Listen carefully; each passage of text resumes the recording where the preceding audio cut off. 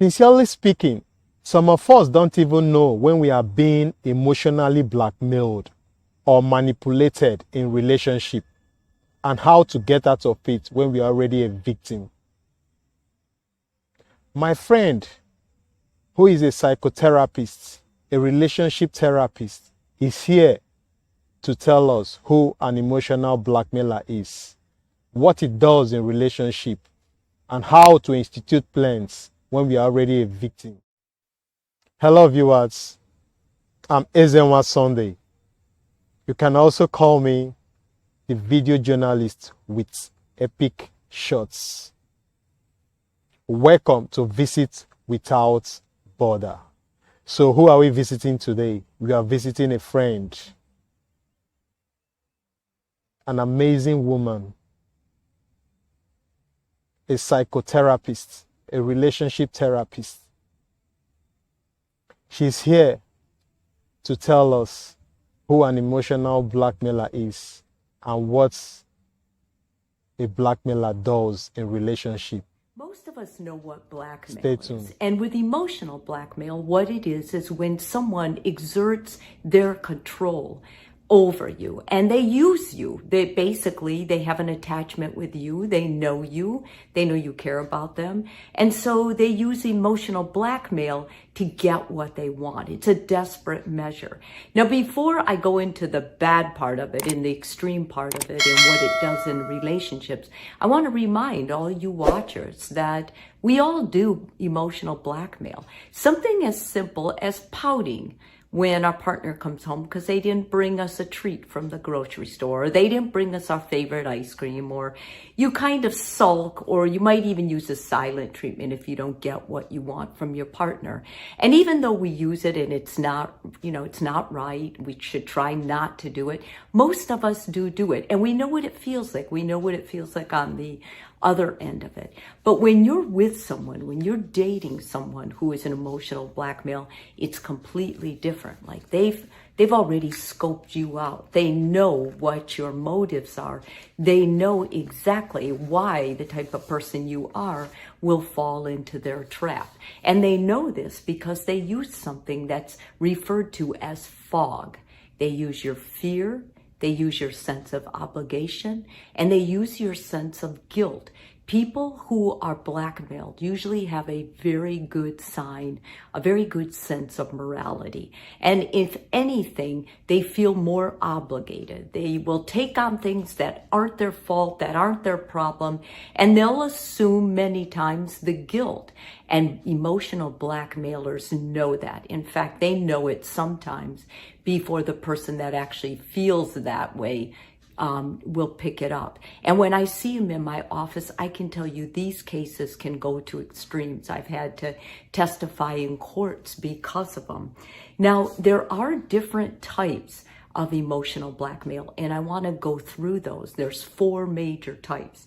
The first one of these are the punishers. Punishers will threaten to directly hurt the person they're blackmailing. Like they might stop you from seeing your friends, or they might withdraw affection, or they can even physically hurt you. In a way, they're the most dangerous, but then I have to caution you because these other types are pretty dangerous too. The self-punishers. The self-punishers are the ones that threaten to hurt themselves as a form of blackmail. If you don't do what I want, or if you leave me, I'm going to kill myself. That's a self-punisher. They'll make these remarks to you that make you feel guilty for leaving them, or make you feel guilty for going after the choices, maybe a job you wanted, because they'll make you feel like it's selfish and they're going to get hurt in the situation. The sufferers. The sufferers are the ones who blame for their emotional state. They'll expect you to comply with their wishes to make them feel better. They may say something like, go out with your friends and have a good time. I'll spend the whole evening feeling sad because I took off to make this special with you tonight. This is a perfect sufferer. I like to also call them martyrs because they do that in other areas, but mostly they use this for you because they know you're going to feel sad and get sucked in to their treatment. And lastly, the tantalizers. The tantalizers, they don't make direct threats. They're sneakier. They'll dangle a promise. Maybe something you wanted them to do, they'll dangle it. Just saying, well, I was going to get you a ring. I'm thinking of getting you a ring, but I'm just waiting because I want to make sure I have enough money or something like that. Or in a case of divorce, they'll dangle threats about the kids, especially if you have kids. They use kids as pawns because they know what hurts, and they'll hurt you at every chance they get at this point. Hello, ma. Do blackmailing has stages?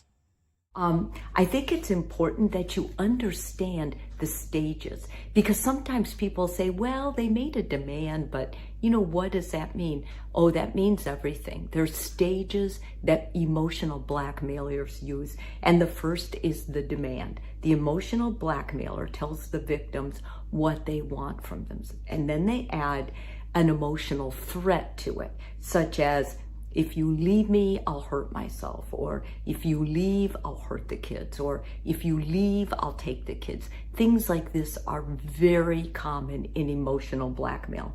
Then there's a resistance. The victim resists demands as it's frequently unreasonable. So you may say, well, that's insane. I'll get a lawyer. I don't have to. I'm not going to stay home because you might hurt yourself. If you're going to hurt yourself, you're going to hurt yourself anyway.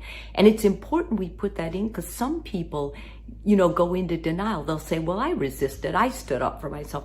That is not standing up for yourself. That is part of the plan, part of the pattern. The next is the pressure.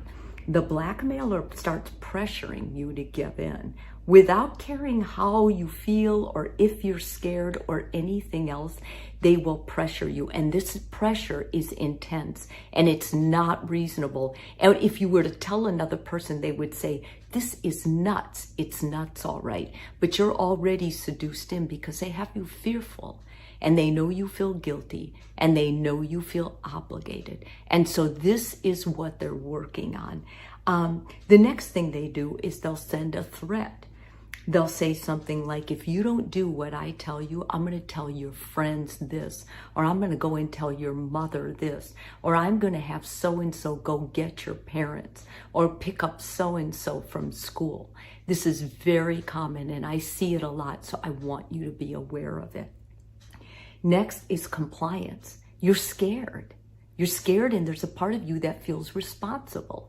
So you're going to give in to the threat. And this is the worst thing you can do, but at the same time, it's part of the pattern. And lastly, that is the pattern is set. There's compliance, and the pattern is set.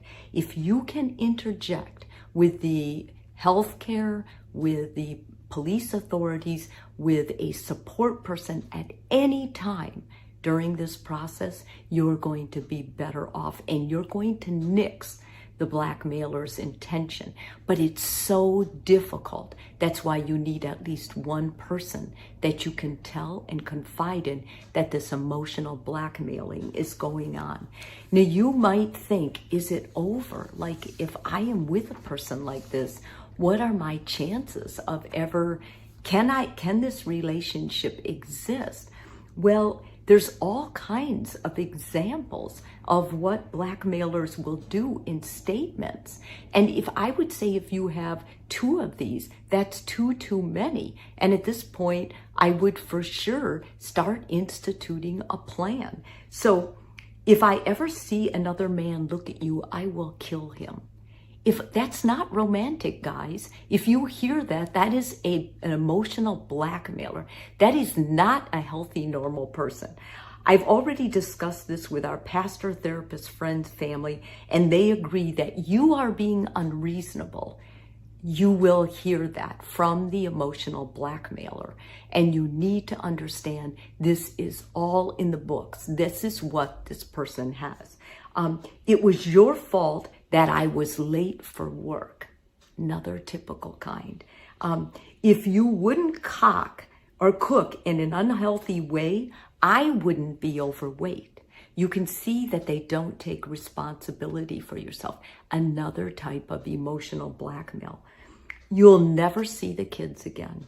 I'll make you suffer. You'll destroy this family. And they say that in the case if you say you're going to leave. You'll be sorry. I'm cutting you out of my will. I don't care if it's a parent, a sibling, a lover, a husband, whatever. If they're saying these things, then you have got to go to the authorities. If you're going to try to stop it on your own with the professional people behind you, this is exactly what the plan you need. Number one, you need to change your mindset. You need to understand you deserve respect, and this is sick. Until you can accept that, you're going to go on and continue in this very unhealthy, sick pattern. Choose a healthy relationship. Tell yourself, you know what? I respect myself. I know this is unhealthy. It's bad for my kids, and I deserve something better. Set boundaries. This is when you go to the police and you say, listen, I need restraining orders. This person, if they won't stop when you tell them, when you block them, then you go to the police and you say, I need protection. If it's your parents, you don't keep going over their house. You may not need to call the authorities, or you may need to, but you do not go around them. You say, my boundaries are, you don't just show up without calling ahead, and I have my own place now, and I don't need to have you just drop in, and I'm not going to just drop in on you. I'm going to call and ask. This is very important, especially for grown children and their adult parents, when the adult parents are using emotional blackmail. Learn to say no. Practice in the mirror whatever you need to do, and then confront the blackmailer. Okay, you're going to go to the police before you confront them. After that, if they come around, you are confronting them. And you're going to say, you're pushing our relationship to the edge, and I feel uncomfortable, and I'm not going to do this anymore. Make sure you have support people before you confront them in this way. We need to find ways to deal with our conflicts that do not leave me feeling emotionally abused and worthless. This is if they're trying to guilt you into coming back and you already have the support you need. A therapist will help you write these things so you'll be able to talk if the therapist decides they should see you together. I need to be treated with respect because I deserve it. Let's talk about it, and don't threaten or punish me anymore. That's if you're actually going to have some sort of dialogue. If you have children together, this may be helpful, but not without the help of a professional and also the law enforcement if you need restraining orders. And last, get psychological help to no matter what. This person, even if they're long gone, these people can be gone out of your life for 2 years. You will still wake up in cold sweats, worried about something they said. They get under your skin. They dig in deep, and it's difficult to let them go. Any of these problems that you're having with emotional blackmail, I want you to know you are not crazy. You are not sick. You are a person that has been in a very unhealthy relationship. And the only way out is for you to start making the steps and say, no more. I deserve better. I deserve to be respected. Thank you, Ma, for that insightful explanation. Hello, viewers. You're watching Visit Without Border. Bye.